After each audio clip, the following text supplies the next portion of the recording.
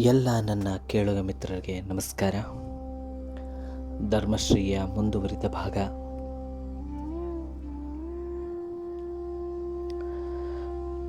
ಒಂದು ತಿಂಗಳು ಕಳೆದಿತ್ತು. ಶಾಲೆಗೆ ಹೋಗುತ್ತಿದ್ದೆ, ಮನೆಗೆ ಬರುತ್ತಿದ್ದೆ. ಇತ್ತೀಚೆಗೆ ನನಗೆ ತಿಳಿಯದಂತೆ ನನ್ನಲ್ಲಿ ಒಂದು ಬದಲಾವಣೆಯಾಗಿತ್ತು. ಅಮ್ಮ ಬದುಕಿದ್ದಾಗ ಮಾವನೆಂದರೆ ಯಮನನ್ನು ಕಂಡ ಪಾಪಿಯಂತೆ ಹೆದರಿ ನಡುಗುತ್ತಿದ್ದೆ. ಈಗ ಆ ಹೆದರಿಕೆ ಹರಿದು ಮಾಯವಾಗಿತ್ತು. ಹಿಂದೆ ಪಡುತ್ತಿದ್ದ ಭಯದ ಮುಸುಕು ಛಾಯೆ ಉಳಿದಿತ್ತೇ ವಿನಾ ಹೊಸದಾದ ಭಯವೆಂಬುದು ಕೊಂಚವೂ ಇರಲಿಲ್ಲ.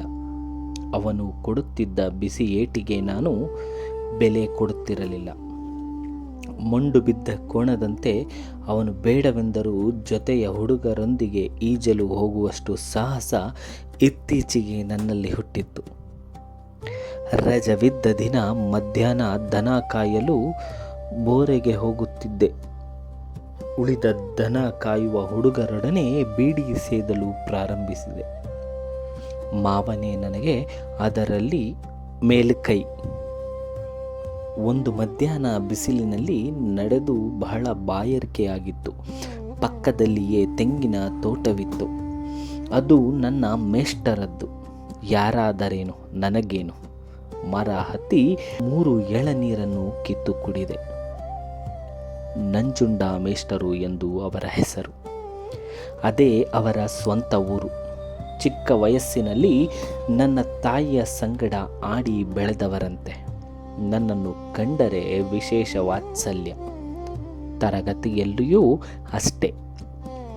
ಅವರು ಕೇಳಿದ ಪ್ರಶ್ನೆಗೆ ಉತ್ತರ ಹೇಳಿದ ತಕ್ಷಣ ನನ್ನನ್ನು ಬೇಷ್ ಎನ್ನುತ್ತಿದ್ದರು. ತಪ್ಪು ಉತ್ತರ ಹೇಳಿದಾಗಲೂ ನನ್ನನ್ನು ಹೊಡೆಯುತ್ತಿರಲಿಲ್ಲ.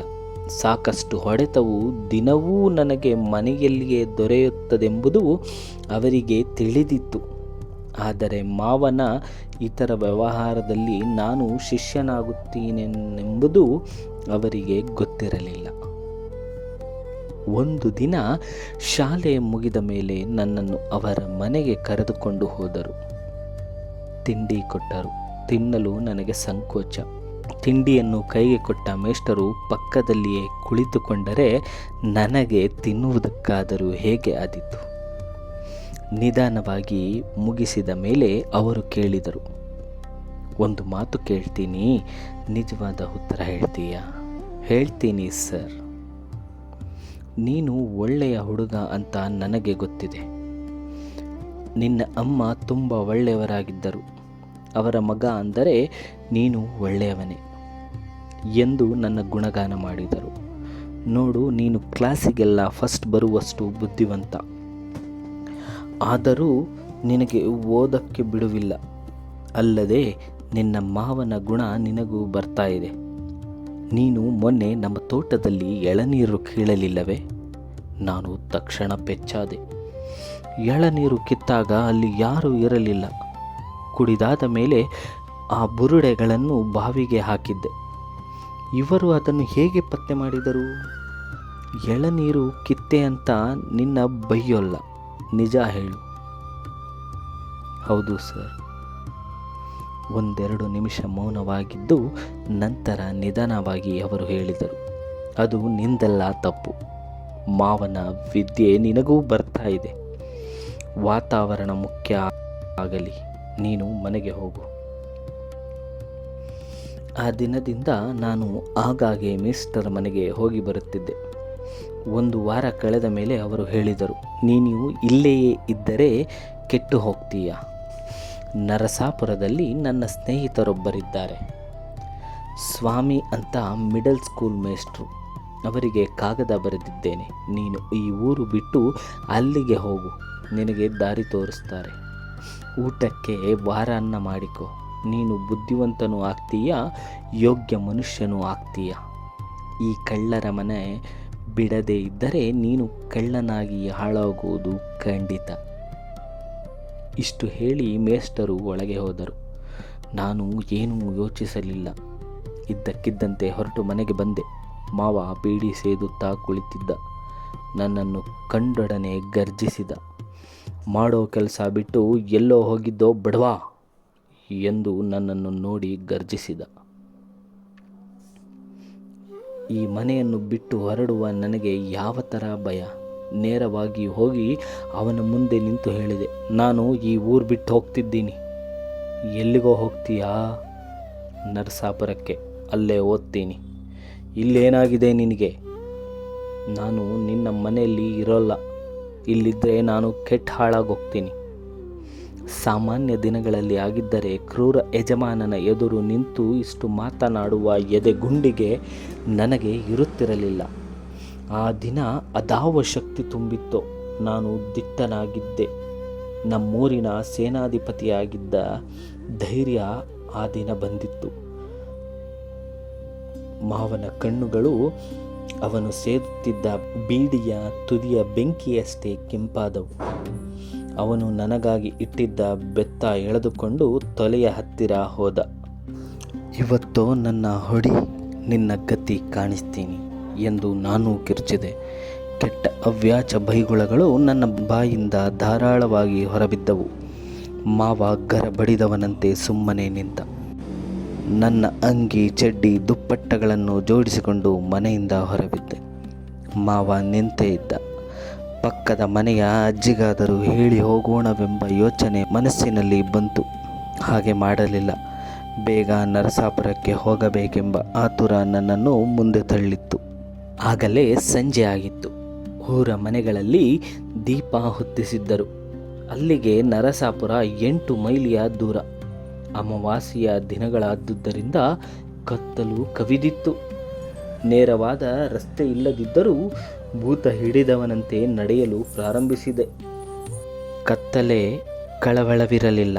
ಮುಂದೇನು ಎಂಬ ಪ್ರಶ್ನೆಯೂ ಇರಲಿಲ್ಲ.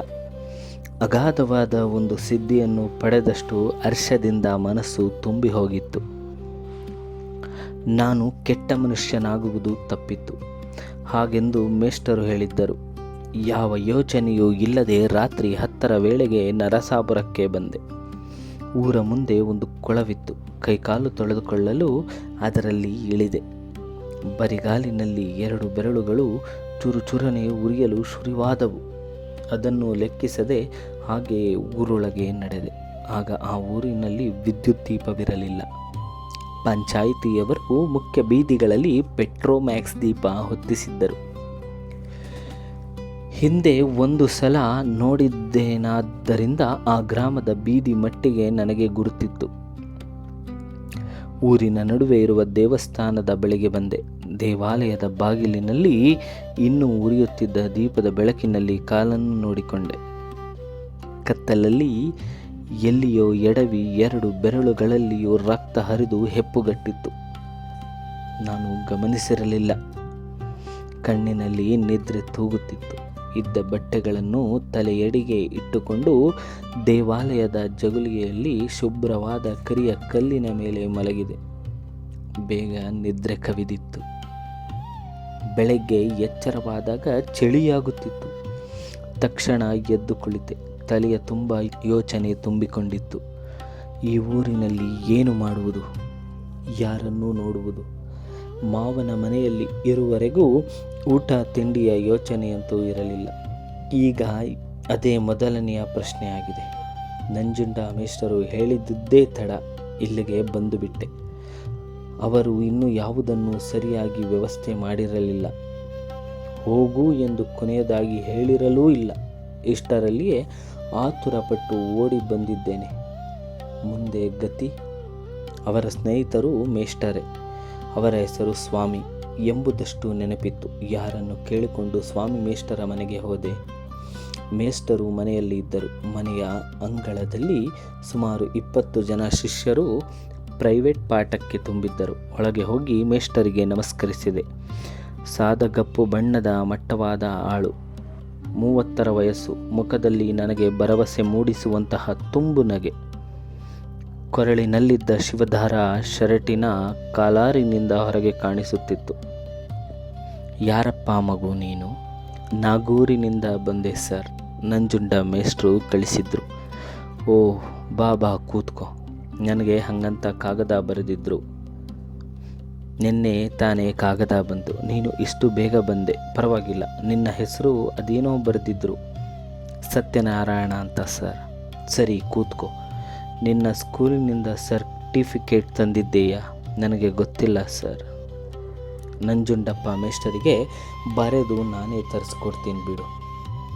ಪಾಠದ ಹುಡುಗರೆಲ್ಲ ಹೊರಟು ಹೋದ ಮೇಲೆ ನೀನು ಬ್ರಾಹ್ಮಣರ ಹುಡುಗ ಅಂತ ಬರೆದಿದ್ದಾರೆ. ನಿನಗೆ ಬಾರ ಗೀರ ಸಿಕ್ಕೋ ತನಕ ನಮ್ಮ ಮನೆಯಲ್ಲಿ ಊಟ ಮಾಡ್ತೀಯೇನಪ್ಪ. ನಾವು ಲಿಂಗಾಯತರು ಎಂದರು ಸ್ವಾಮಿ ಮೇಷ್ಟರು. ನಾನು ಕೊಂಚ ಅನುಮಾನಿಸುತ್ತಿದ್ದನ್ನು ನೋಡಿ ಅವರು ಮತ್ತೆ ಪರವಾಗಿಲ್ಲ ಬಿಡು, ನಮ್ಮ ಮನೆ ರೂಮಿನಲ್ಲಿ ಅಡಿಗೆ ಮಾಡಿಕೊಳ್ಳುವಂತೆ ಎಂದರು. ಇಲ್ಲಿಗೆ ಇಂದಿನ ಈ ಅಧ್ಯಾಯವನ್ನು ಮುಗಿಸುತ್ತಿದ್ದೇನೆ.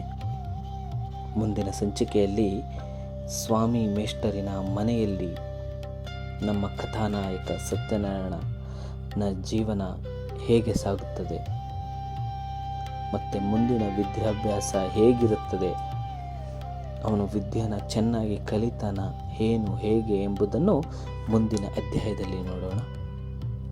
ಅಲ್ಲಿಯವರೆಗೂ ನಿಮ್ಮ ಸಹಕಾರ ನನ್ನ ಜೊತೆಗಿರಲಿ.